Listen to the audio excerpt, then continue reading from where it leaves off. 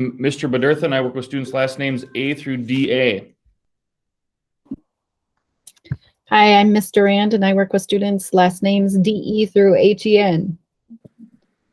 Good afternoon, seniors. I am Mr. Vasquez, and I work with students' last names HER through LE. Hello, seniors. I'm Mr. Powers, and I have students with the alphabet LI through PA. Hello, my name is Ms. Vandenbrooke, and I work with students' last names PE through STR. Hi, everyone. I'm Ms. Zhang, and I support students with last names STU through Z. Oh, I was waiting for my cue. So we definitely, we're very excited. We all know this school year is a lot different none of us could really imagine how this is going to go, but we're very excited for the school year, the 2020-2021 school year. And we are just want to kind of go through what the year is going to look like for you and what we have coming up. So this is what we'll be going over throughout this the presentation. So as you can see on your screen, the agenda for the day is how to connect with us in the counseling office, the 6 of us that just introduced ourselves, going over the credit requirements at Park, why your senior year is so important, what you kind of have options for your post-high school plans, which include choosing your career path, assessments for your post-high school options, a timeline for your senior year, an overview of financial aid, and any sort of important upcoming dates. So like we all just introduced ourselves, that gives you a good visual, because I know when we all just rambled it off, it could be a little confusing or hard to follow. So if you don't know where we're at, we're right across the hall from the Media Center. So it's really easy to find us. We're connected to the office, the attendance office, as well as the assistant principal office. All students on your iPad. Now, this was a big push, so this is maybe reiterating some of the same information over the past month. But on your iPad, you should have that icon, the Howling Wolf. And when you press on that icon, it'll take you to, it gives you the ability to make appointments with your support staff that you have available to you. And you can see in that grid you have a lot of support between counselors, social workers, the Wellness Center, Inclusion Center, and so on. Also within the counseling office, the counseling suite, we have 2 amazing administrative assistants with Mrs. Roskowinski and Mrs. Schrankler. And they both handle like general counseling questions, and they all, some of them, or the 2 of them, do have specialty questions like the 916 programs and transcripts. So, but come into the counseling office and we can help you with whatever you may need. And those 2 ladies will be the first you see. I'm going to pause you real quick, Mr. Vasquez. A lot of these questions are new, so you can stop down, but we're really pushing for those questions. So you'll be able to have this PowerPoint, and there'll be a link right there where you can ask our staff here questions about that stuff, and they'll get back to you via email. You can also find their link under the, I don't know if you can see my mouse, but under General School Counseling Questions, you'll be able to click on that link, and it sends sends Ms. Roskowinski and Ms. Schrankler those direct questions. All right, and with that being said, I'm going to pass it on to the next counselor. Thank you, Mr. Vasquez. Okay, so seniors, just a quick overview of graduation requirements. This isn't anything new. This has been shared with you guys for the past 3 years. If you have any questions, whether or not you are on track, please make an appointment with your counselor virtually. So post-high school options, there's a lot of different options. Whatever option you choose will be the best option for you. And so in the next couple of slides, we'll discuss and go through a lot of these different options. And again, if you have any questions regarding the different options, please reach out to us. We're only, a phone call or email away or a Zoom meeting away. So make sure you're getting in touch with us if you have any questions. Again, I just want to stress that not everyone's path is going to be the same. Whatever path you choose will be the right path for you. And so some things to think about as we, as we continue down this journey. What are your interests? What are your academic strengths? What are you good at? What don't you like? What are your goals? So those are some of the things that will help determine what path you choose after high school. So going into just some information about four-year college and university, there are obviously a lot of choices that if you are starting to look in your college search, it can probably be quite overwhelming because there are over 3,000 colleges throughout the United States. The four-year colleges can either be public or private. Students, like I said earlier, typically can earn that bachelor's degree, and you can declare a major of study. Just really pay attention to those application deadlines, as some of those are, usually before winter break. Examples of some four-year colleges in Minnesota, you have the University of Minnesota system, you have the state university system, as well as private colleges.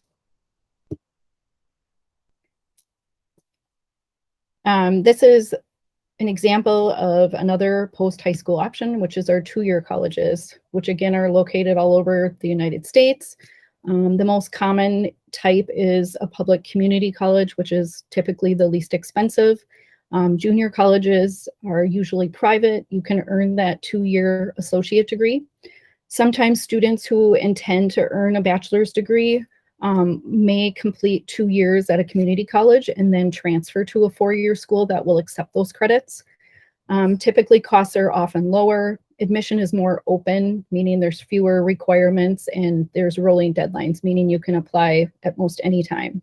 Some examples of community colleges near Park High School, we have Inver Hills Community, Normandale, and Century College.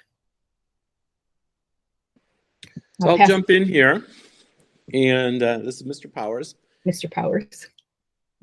And as Mr. Rand was talking about the 2 years, it creates a lot of options. The two-year programs may have technical programs in them. They may have academic programs. They may have programs that build into a four-year, or they could be terminal degrees associated for a certification in a certain area. And some of those are listed on the slide here. And it could be specifics like on our slide here, welding, cosmetology, dental hygienist, just an incredible amount of options. And some of them are very high-tech, high-paying areas that you can accomplish this in 2 years. Again, those are some of the choices. On the right, there are more. And many of the colleges have specialty areas that they focus on. They do not all duplicate these areas. And I want you to be aware of, you see Dunwoody Technology School there, and that is very affordable, even though they're private, because they have incredible scholarships. But again, we have quite a number of students that attend these, and there are more beyond that. Regarding the military, I just want you to know that we do have the ASVAB, and maybe that's coming up in a slide, but I'll just jump ahead with that.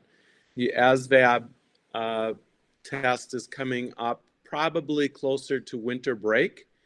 In that free test offered by the Armed Services would give you a sense of what kind of occupation or job that they may assign you at. So that's one way. The other way is you can enter in an ROTC program. And even though we do not have a ROTC program at Park High this year, yes, you can go to Woodbury. However, you don't have to be part of one to take one in college. And there are many opportunities that they can pay for a significant part of that college expense for you. If that is remotely interesting to you, pay attention to that, ask about that, ask about the requirements and commitments if you stay in. It could be a 4-year commitment to the Armed Services. But anyway, something to think about there. Many opportunities, and it is training. Go ahead, next. Employment. Yes, that is absolutely an option because as our world has changed and many people do part-time college, part-time employment, that employment can lead you to bigger and better jobs along with that focus on the training that you have or the schooling you have. And for many of you, it might make that schooling make total sense to you rather than just jumping in and saying, I'm totally undecided on a college major. But there are different options. I want you to know that these are some of the tools that we have for employment, just for searching them. iSeek.org is still out there, but we found that these listed, and you'll be able to see this PowerPoint later, are some good options to begin that search. Apprenticeships. There is really quite a lot of energy that's going towards apprenticeships now. And more businesses recognize the value of this, and they're willing to pay for the training for students to get a certification in a specific area. And it goes well beyond the three that are listed there of electrician and construction and plumber. We've had apprenticeship businesses come into school, and there is a wide range of it. One thing I want you to know about it is, for example, earlier you heard about taking that fourth year of math. Many apprenticeships, including the electrician, for example, is going to matter what your math scores are, because there are, to do well on that AccuPlacer, when they make a decision on can you go to school part-time and can you do the training part-time, they want to know that you have the aptitude for some of those math things. So in other words, stay with the math. Also, you may have a part-time job, or sometimes that reference that person will give matters a lot to get into these apprenticeships. We will be posting more on some of these sites, and perhaps the Trades Hub site will be coming up, but we'll be sure to list it at least on your Schoology page. These are incredibly, can be lucrative. They can be a nice blend right into school and work at the same time. Be thinking of that. I'll finish up with this one if you like, because I can't see the numbers of the of the slides. Anyway, the ACT, as Mr. Bodertha had mentioned, that's true. Many of the schools have kind of made it optional. Remember, they use those scores to validate what you've done in school. That is the first and foremost importance on making a decision on what schools know of your potential for success, is how did that go before. Not to say that that ACT score could make a difference for you, or lack of better words, come to the rescue if something hadn't gone so well in all your classes, or you didn't take school as importantly as you might have. In a strong ACT score can swing things in your favor. It's always looked at in your favor, just so you know that. The AccuPlacer score is primarily for two-year schools in the state of Minnesota. And although some states, including Wisconsin, might take that score or use a similar test, but again, depends on the program that you want. That is an untimed test. You can take it 2 times in a calendar year. Most of those practice materials are available on the two-year college's testing website. Strongly encourage you to do that. It'll give you a sense how things are going and what you need to brush up on. And yes, there are tutorials available to improve those scores. ASVAB, I talked about that. We're looking at mid-December on offering that, and we'll finalize that. But again, that is going to be interpreted to give you a sense of whether or not you go to the armed services, what your interests are, and it is measured by your aptitudes rather than just simply a math score or a reading score or English score or writing score. It's going to go well beyond that into other aptitudes that are measurable.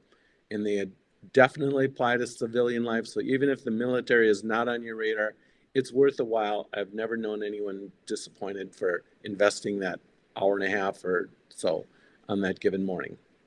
All right.